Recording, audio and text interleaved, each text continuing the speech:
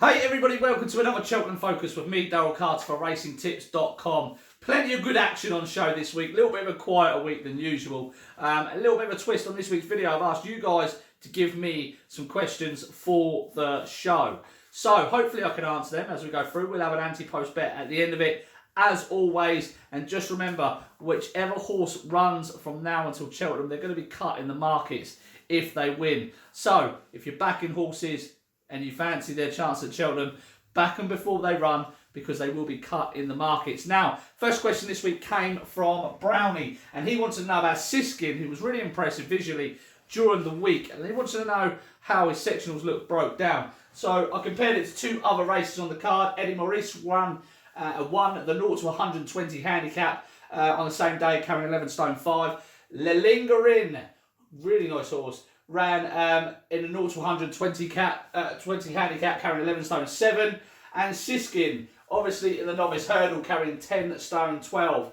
Now, if we forget about Eddie Maurice for the moment, and we look at Siskin's times against the Lingerin's, and this is the times and where they're jumping the hurdles. So, if you look straight down the first 4 hurdles, they're they're exactly the same almost. It's not until we come to 3 out where things start to change. So the race to 3 out has been run very similar between Lelingerin and Siskin. And if we look at Lingerin's times here, between the 4th and 5th, he's actually made a second on the field of Siskin. If we look between the 5th and the 6th, he's still a second ahead. And if we look between the second last and the last, he's actually gained another second. So he's 2 seconds ahead. From the last hurdle, jumping the last hurdle to the finish line, he's finished 2 seconds behind him. But we must remember that Lelingerin came home as he liked, on the bridle, barely being pushed out at all. So that was a really impressive performance from Lelingerin. He's come out since Haydock and won under a £7 penalty. But the issue with this horse is he's not a completely unexposed horse. He's had 13 races over hurdles. He's unexposed on soft or heavy ground, but he is in flying form at the minute. And he was more impressive on the clock than Shiskin was. But Shiskin was keen throughout the race. Really looks a little bit babyish, but a really nice horse. Done his best work at the finish, clearing away. I think that's what caught everybody's eye, how he powered through the line that day. I think a stronger run race will definitely suit him, so Supreme shouldn't be an issue. They're likely to step up to the Ballymore though, considering the comments came from Nico after the race. Don't expect him to go to the sprint. He might want another half a mile, was his comment after the race. But he is 7 to 1 for the Supreme Novice, 16 to 1 for the Ballymore. Now we also have to take into account when we're looking at these times that the Lelingerin was carrying £9 more on his back than Siskin was. So we can't get too carried away with Siskin because of this performance on the same day. And we've compared it, you don't need to see this, but we've compared it to Eddie Maurice's run just to make sure that things were okay. But hopefully that answers the question on Siskin. Yes, very nice horse. Will he step up and trip? Maybe. More than likely, best work was done at the finish. Was he as impressive as he was visually on the clock? No, he wasn't. So that's just a couple of things to consider. Don't get too carried away. Still around 7 to 1 for the Supreme Novice hurdle. Don't think he'll shorten up much more than that. Now, Pad wanted to know about Israel Champ. Lovely horse, Pad. Really big future over fences, I think. He had 4 previous winners in behind at Ascot the day he won. There's a little bit of depth to that form as well. I quite like it. His run back at Cheltenham, time flies by, was not disgraced behind Master Debonair next time out. So I think he's quite a nice horse. I definitely think he's going to want further in time. He was a point-to-point winner over 3 miles. So I think that's where he's going to end up. Now, his trainer did win the champion bumper at Cheltenham with a horse called Moon Racer back in 2015. I think he just might get done for a little bit of tap for toe. I'm not sure he's the speediest horse. He just looks like a real grinder, a real galloper. But nice horse nonetheless. He's around 14 to 1, third favourite at the moment for the champion bumper. But something from Ireland is likely to come out, like we see earlier in the week. Sam Pode, Champagne Classic. What's that about Champagne Classic?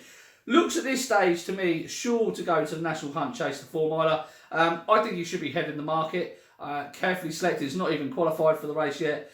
But I don't think he's worth taking the price he is now. I don't think you're going to get much shorter on the day, if I'm being honest with you. Now, Ballyward and Back in Focus were two Willie Mullins horses that went off at around 9 to 4 for that race, the National Hunt Chase. As short as that. But the likes of Ralph Findon went off at 9 to 2, especially with carefully selected in there.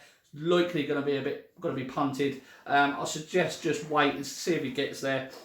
And go from there with Champagne Classic. But I do really like him. I think he should be favourite for the race. Mark Kingan wants to know about the Triumph Hurdle Market. I've touched on this before a little bit, but he wants me to have another little look. He must fancy one of the top 3 in the market. Now, Goshin, to me, looks a really serious animal. I really like him. I think he's excellent. I'm just slightly concerned about that jumping right. I don't think that's going to wash at Cheltenham at that sort of pace. I think he's going to lose too much ground over his hurdles. But I do think he's a serious horse going forward on right-handed tracks. 3 of the last 5 favourites have won this race. So the race is actually turning into a bit of a punter-friendly race. All Mankind is around the top of the market as well. We'll need to go from the front. That's my only issue with All Mankind. We haven't seen him in behind horses yet. He steams off on his own.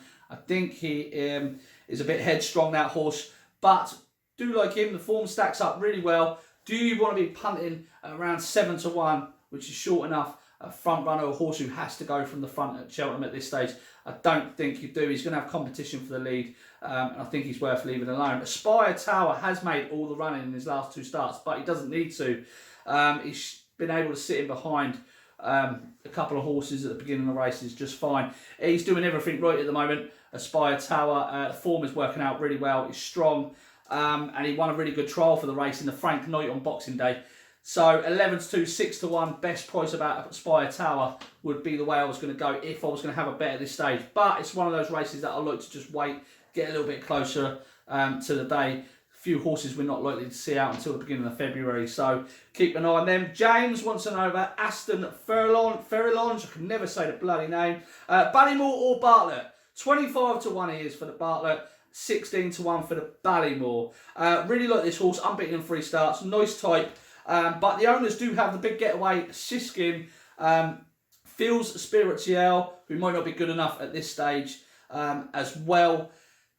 Where they're going to go now, Siskin has entered in the Supreme and the Ballymore, so they're not going to want to clash their runners, in my opinion. The big getaways entered in the Bartlett and the Ballymore.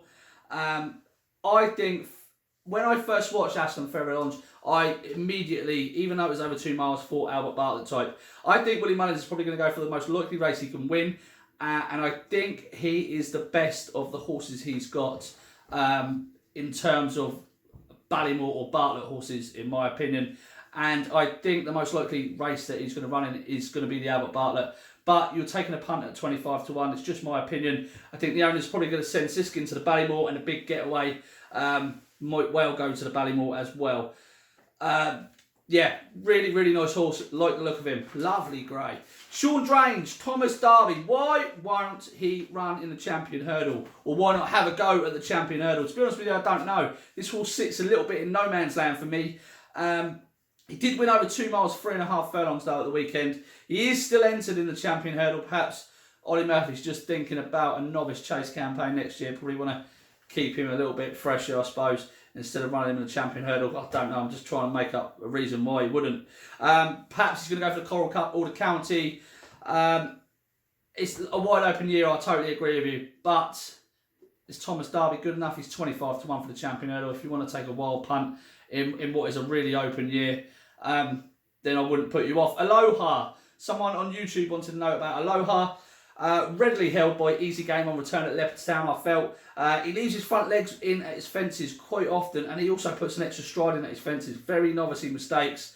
The comments after the race really took me, actually, because they're talking about Easy Game, who was a quicker horse, a better horse, and they're talking about going to the Flow Gas with Easy Game, and then they said we might take Aloha along with us. Look, as almost like a secondary thought. He is held by Manila Indo on the hurdle form from last year, and he doesn't really look to improve. It's not like he's come out and he's slick over his fences. I think he's 1 fence away from a mistake. Aloha, I think he's a bit of a plodder. But that's just my opinion. Hacked Up Racing, really good merchandise, by the way, and I'm not being paid to say that. Master Debonair's chances in the Supreme.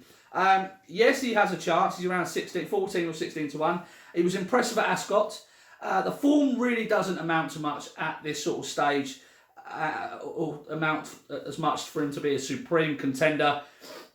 Now, the trial race that he won, I know he won a Supreme trial, but that race has been almost like a nearly trial. The likes of Angel's Breath and Claimant Taken Forgan won that race. I think he needs to be kept busy, Master Debonair. I think he thrives on racing. The three times he's been beat, is it 2 or 3 times he's been beat at Cheltenham? All come after breaks, 3 times after breaks. So I think he's a horse that thrives on his racing. He's a nice type. He just doesn't quite convince you that he's going to be the superstar that we're hoping a Supreme winner could be. The other part of your question, Hacked Up Racing, was Duke de Janeiro, 1 a week Arkle or being primed for Cheltenham. Now the sectionals on the Arkle that Duke de Janeiro won suggest that it was a really, really good performance, a top-notch performance. But he is a horse that needs everything to fall right for him. I think this horse will take you to the cleaners if you continue to back him, if I'm being honest with you. And last but not least, a question that I really did want to come up from Baz Gray. How does the mighty Altior, one of my favourite horses, beat Defi Du Seuil? The honest answer is I absolutely don't know. Defi Du Seuil was sublime at the weekend, and it's annoyed me a little bit that people are crabbing the form because Maracuja was 7 lengths back in third. The horse won as he liked. He could have won by 9 or 10 lengths if he was going to really push him out and really go for it. The fact that Maracuja's 7 lengths back in third, please do not try and crab that form. Someone's got to bloody be third. But he's so tactically versatile. He goes on any ground. He's got a lovely turn of foot. And the fact that going back to Cheltenham, where he's been so impressive previously, is only going to be a positive for him. It's very hard to find a reason not to support Defi Du Seuil in the Champion Chase. And that's coming from one of the biggest Altior fans there is. Look, Altior's preparation, in my opinion, has been scuppered by media pressure to step up and trip. I did mention before the season it was going to start that he might be one of the horses that have their bubbles burst, and I think that's really truly happened to Altior. Now, I think he put in a really decent performance behind Surname at Ascot. It's just taken a fair bit out of him. How much, it's a shame really, because I would love to have seen him back in the Champion Chase. I think all the preparation now is all going to be a little bit rushed. He is going to the Game Spirit, which is a very good trial at Newbury, but I just have a feeling, I don't want to say it, I just have a slight feeling he might be on a slight decline. I hope that's not the case. I hope we get a thrilling battle either way at Cheltenham. They're both outstanding horses. And last but not least this week is the ante-post bet. So this week's ante-post bet is going to be one for the Ryanair. It's around 10 to 1, and it's a horse called Riders on the Storm for Nigel Twiston-Davies. 7-year-olds got a fantastic record in the race. They've won 5 of the last 7 renewals. I really like the way this horse did the job at Ascot, beating on the blind side very comfortably, improving with every start this season. Will want a little bit of cut in the ground, but hopefully he should get that. And I think 6 of the 11 at the top of the market are definitely not going to run in this race, so I don't think he's going to be 10 to 1 on the day.